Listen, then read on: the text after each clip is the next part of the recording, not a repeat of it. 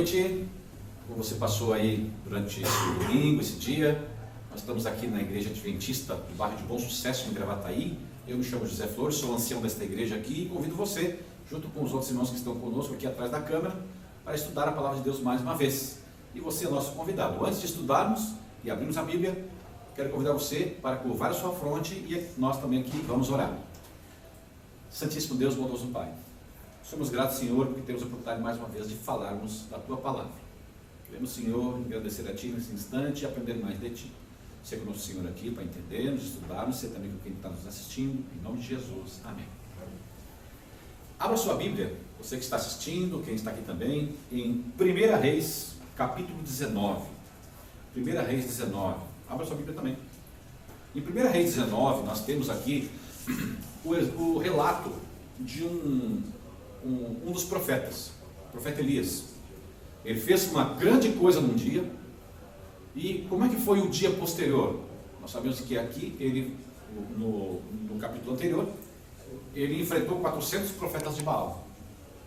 Ele enfrentou os 400 profetas de Baal. Deus fez descer fogo do céu para queimar o altar que ele montou, chegou a jogar água em cima, queimou o altar dele, fogo do céu, e os 400 profetas de Baal não conseguiram.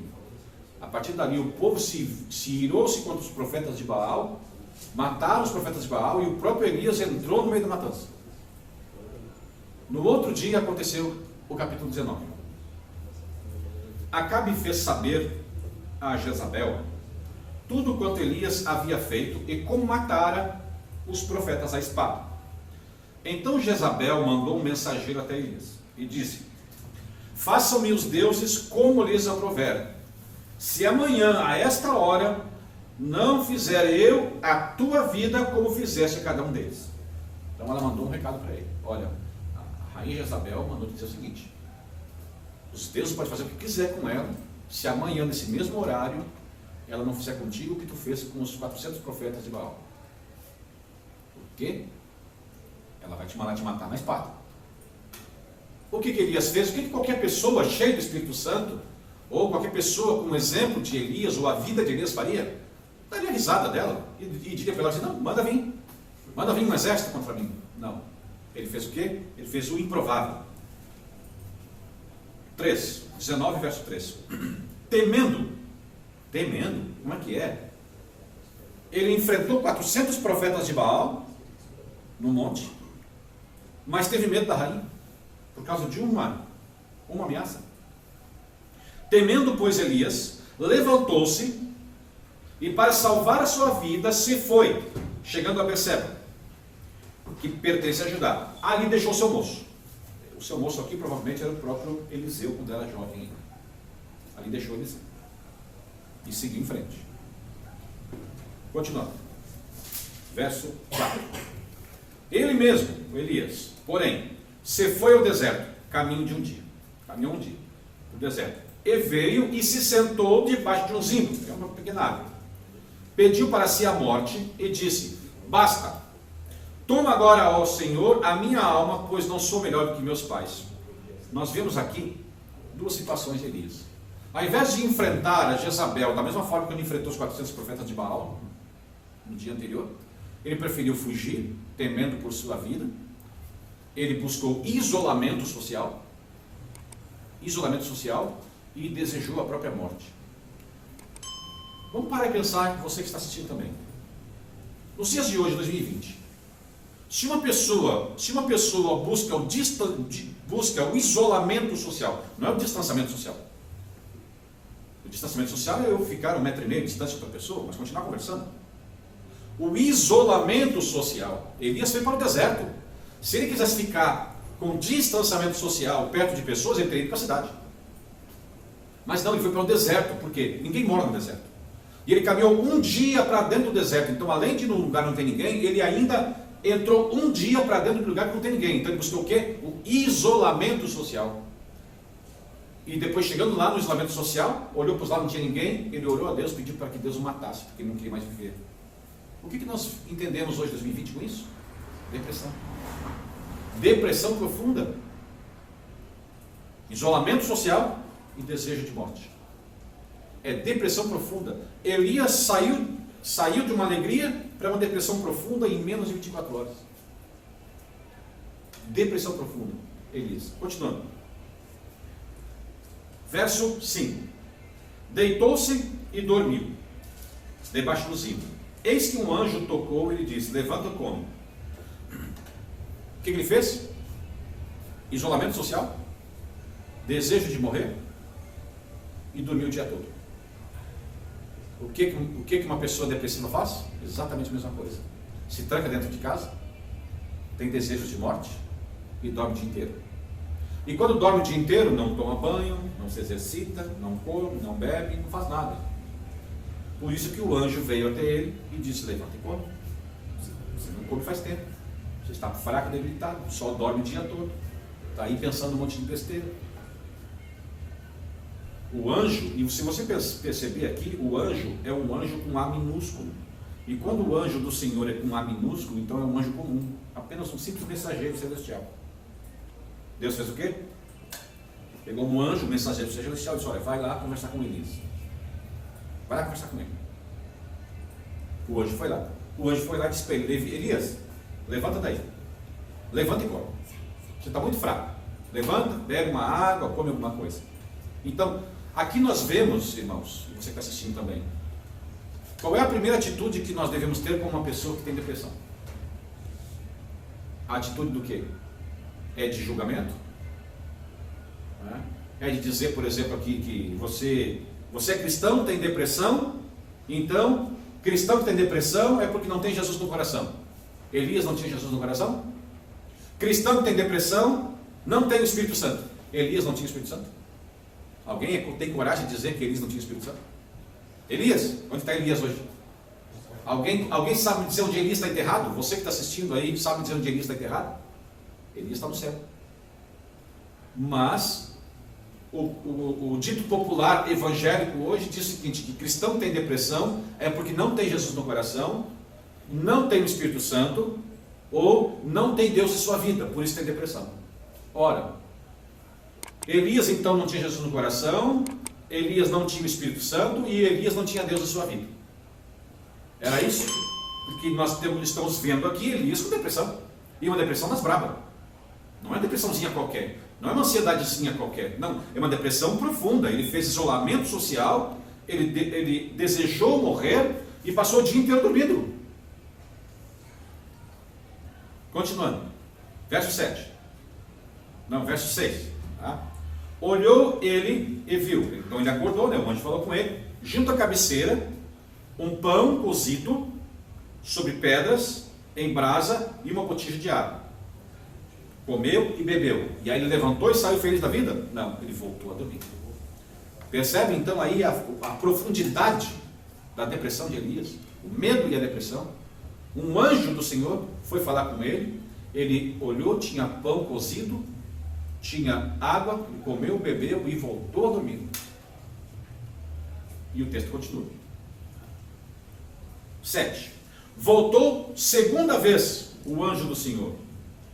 Tocou, ele disse: levanta e come, porque o caminho te será sobre modo longo. Percebemos então aqui mais um pouco da receita de como lidar com o depressivo. Você está dentro com um depressivo? Vá até o depressivo, converse com ele, leve um alimento, ofereça um alimento, ofereça uma comida, algo para beber, ofereça um pouco de conforto, porque a pessoa que está com depressão não quer falar com ninguém, quer ficar num lugar fechado, escuro muitas vezes, e quer dormir o dia inteiro.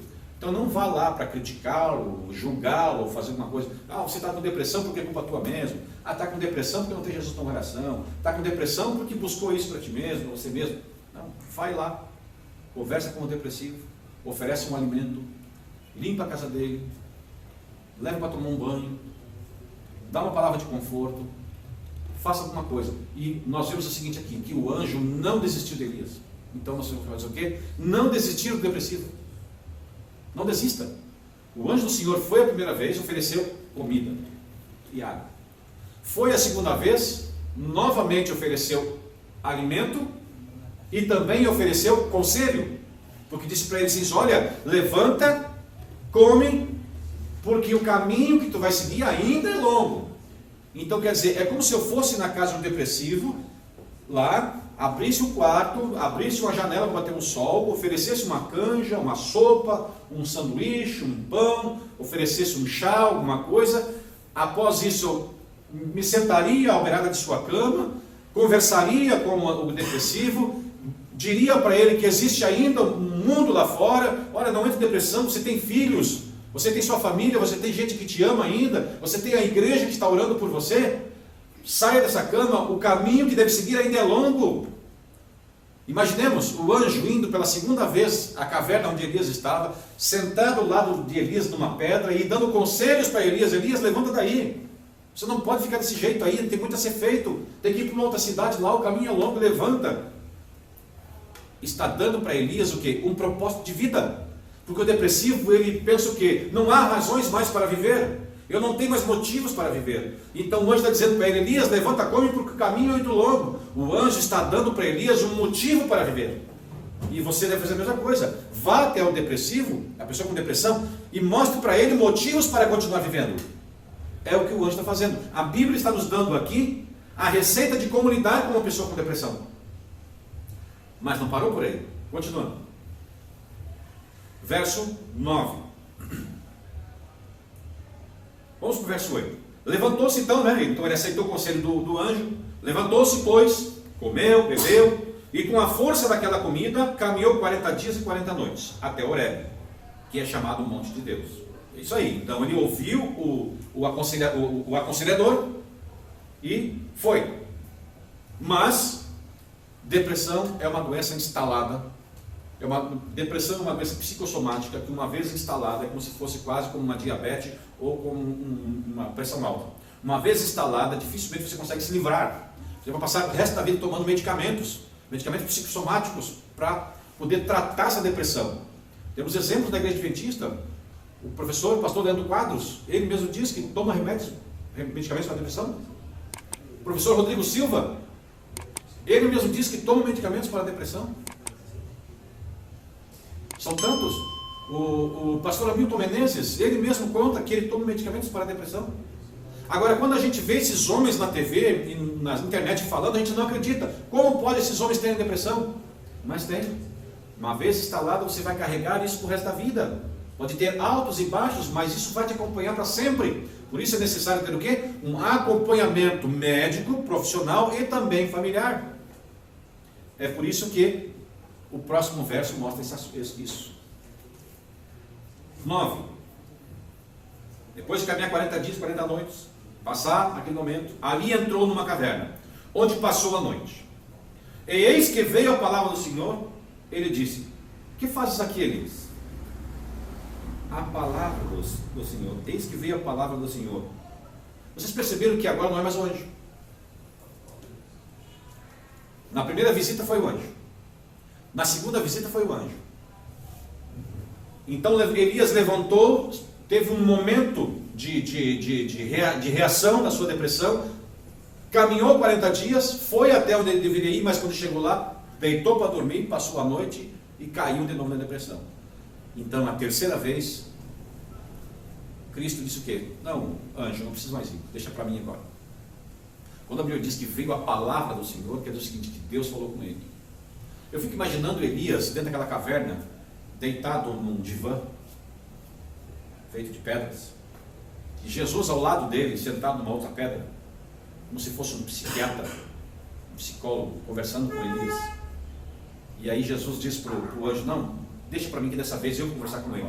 Não adianta mais uma visita comum ou apenas comida. No caso do Elias, tem que conversar, e para isso precisa ter alguém profissional. Então Jesus vem como um psicólogo, senta ao lado de Elias como um psicólogo. Elias fica ali naquele divã dentro da caverna. Então o psicólogo Jesus pergunta para ele: o que tu está fazendo aqui, Elias? Jesus não sabia o que ele estava fazendo ali. É quase a mesma pergunta que Cristo fez lá no Éden, né? Onde está? Quem te disse que estava nu? Né? E aí Jesus diz ali: o que fazes aqui, Elias? Então Elias respondeu, como se Jesus tivesse dito para Elias assim: Elias, eu vou sentar aqui do lado e eu quero que tu abra o teu coração e diga para mim o que está te causando essa depressão. Qual é o teu problema, Elias? Há pouco tempo tu não estava assim. Agora fala para mim. Abre o teu coração e conta para mim. Jesus não sabia. Jesus não podia ler o coração de Elias e sabia exatamente o que Elias estava sabendo. Claro que Jesus sabia. Mas o psicólogo, o psiquiatra quer que você fale. É importante que o depressivo abra a boca e fale dos seus sentimentos. Imagina se o psicólogo, quando fosse conversar com o depressivo, pudesse ler a mente do depressivo. Espera um pouquinho, vou ler a mente aqui. Ah, então tá, já vou precisar aqui. Vai tomar esse remédio aqui. Pronto, não, o depressivo precisa falar. Jesus está do lado dele e diz, vai Elias, fala, qual é o teu problema? Então Elias começa a dizer, e ele conta qual é o problema dele. E ele diz, verso 10, ele respondeu, tenho sido zeloso pelo Senhor, Deus dos exércitos. Por isso que eu falei que era Jesus que estava falando com ele. Tá? Porque ele diz aqui, ó, tenho sido zeloso pelo Senhor. Então quando ele fala tenho sido zeloso pelo Senhor, então não é mais o anjo, é Deus. E por que é Jesus? Porque ele chama de Deus dos exércitos. Tá? Deus dos exércitos. Porque os filhos de Israel, a igreja, deixaram a tua aliança, derrubaram os teus altares e mataram os teus profetas à espada, e eu fiquei só e procuro tirar minha vida. Porque os filhos de Israel, porque os membros da igreja, abandonaram a tua aliança, pararam de guardar os mandamentos e pararam de obedecer os princípios da igreja.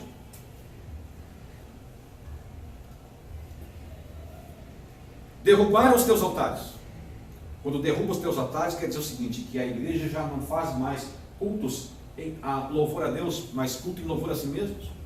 As pessoas vêm à igreja esperando um culto que agrade a eles, quando deveriam vir à igreja para prestar um culto que agradasse a Deus. Eu vou à igreja porque eu quero assistir um culto que me agrade.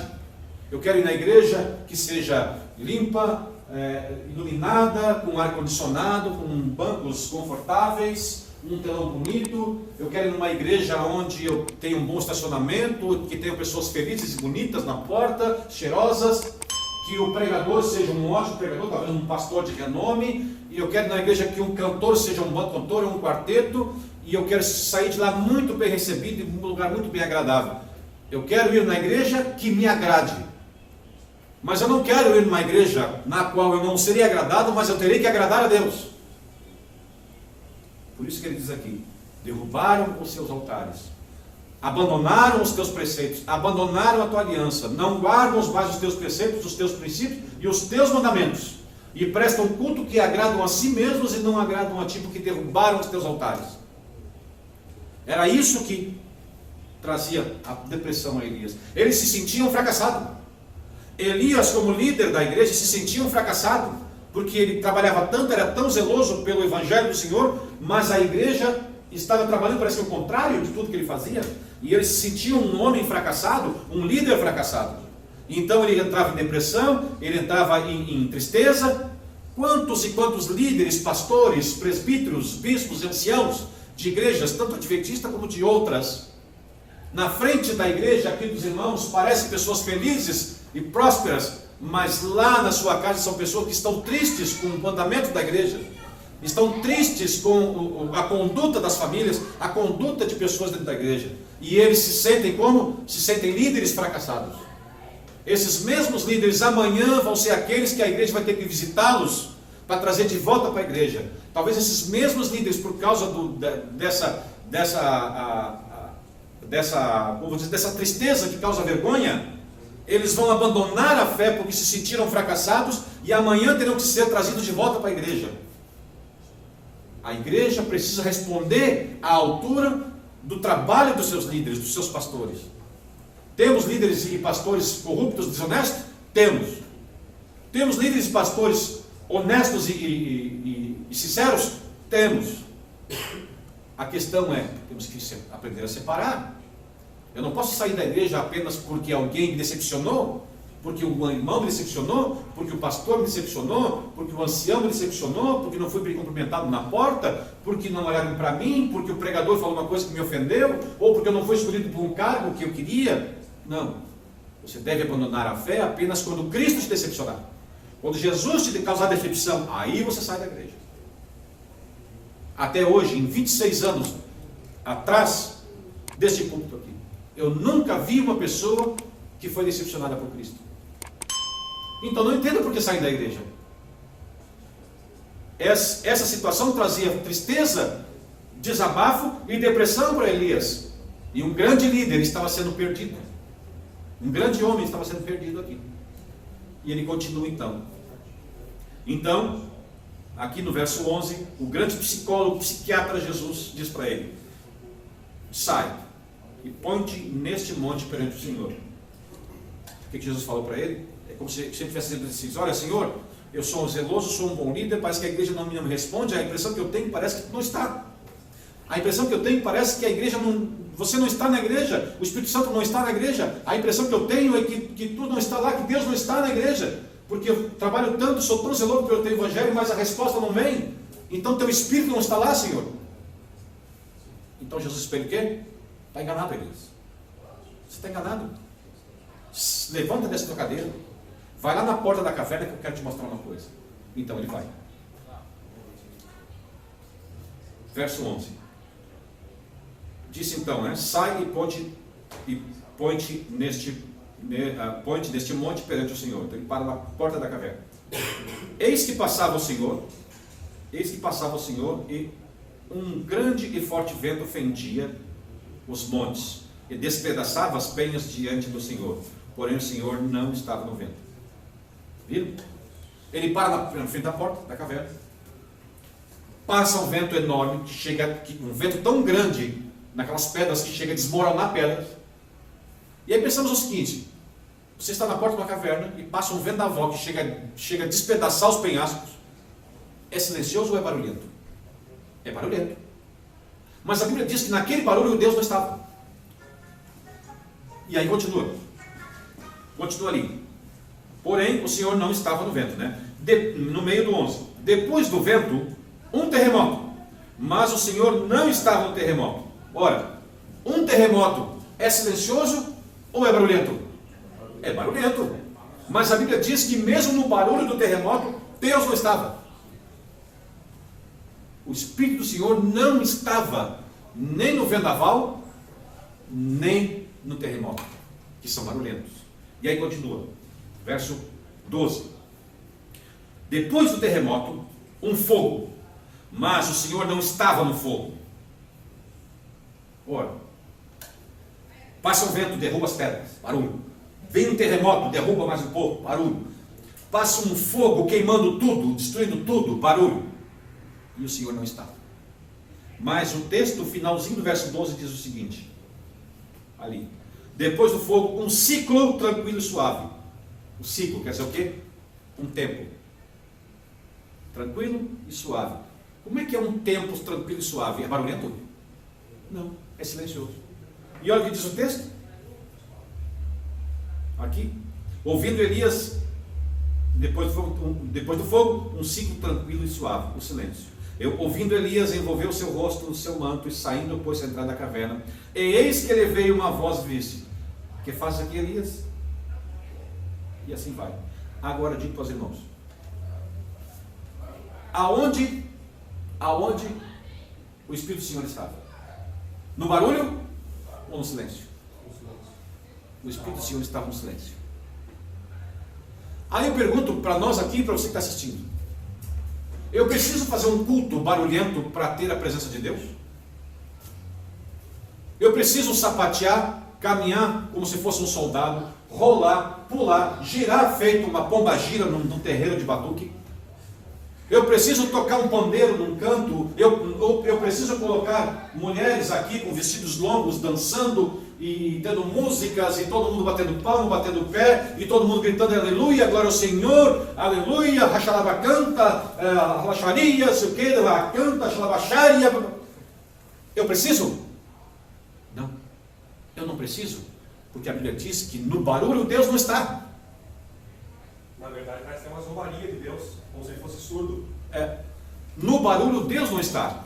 Mas você que está assistindo, os irmãos que estão aqui, estes cultos barulhentos, cheios de coisas estranhas, que não dá para definir, ou encontrar uma passagem bíblica que defina ou dê crédito para isso, não dá a entender, parece que essas pessoas, esses irmãos, esses cristãos, abriram mão da aliança do Senhor, derrubaram os seus altares, fazem culto que agradam a si e não a Deus, cultos barulhentos, mas mesmo assim, cegos são curados, doentes são curados, espíritos de demônios são exorcizados, mas Deus não está.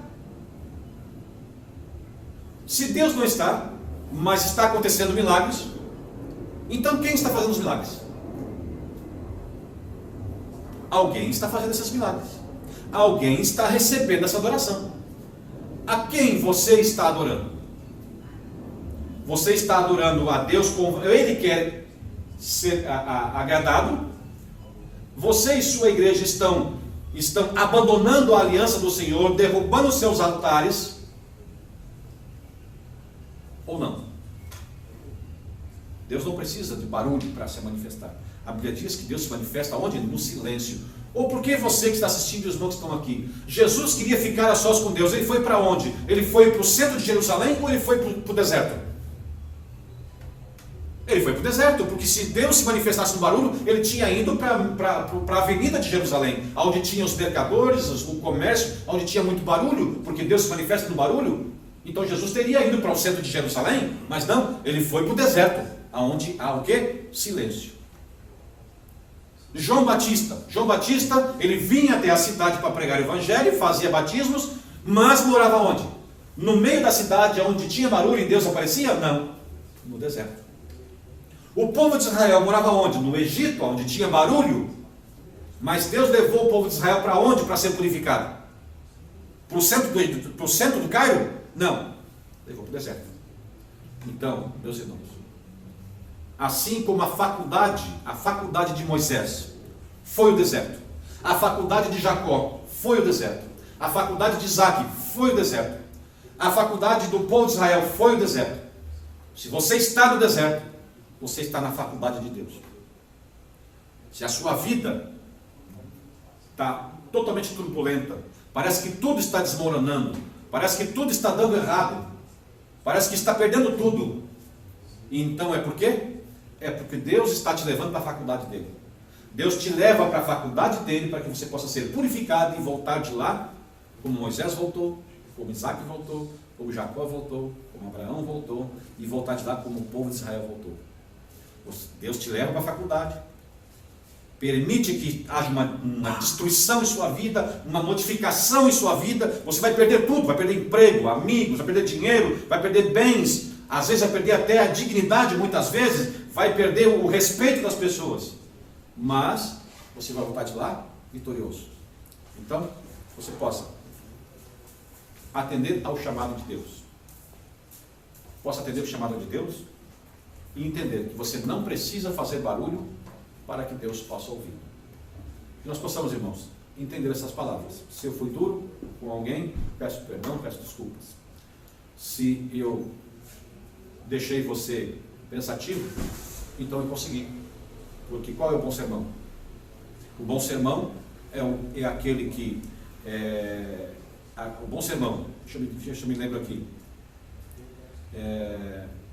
Esqueci agora, mas o bom sermão é aquele que anima os desanimados e desanima os animados. Mas a palavra é outra, estou tentando encontrar a palavra aqui. Tá? Você possa então entender essas palavras e orar comigo nesse instante. Ore onde você está e vou orar aqui também, em nome de Jesus. Vamos orar. Santíssimo Deus, amado Pai, agradecemos, Senhor, porque queremos prestar sempre um culto a Ti. Queremos, Senhor, que os nossos cultos sejam em adoração a Ti e não adoração a homens. Queremos, Senhor, termos cultos que não derrubem os Teus altares e obedecemos a Tua aliança. E queremos que esteja sempre conosco. Perdoa os nossos pecados, falsas transgressões, em nome de Jesus. Amém.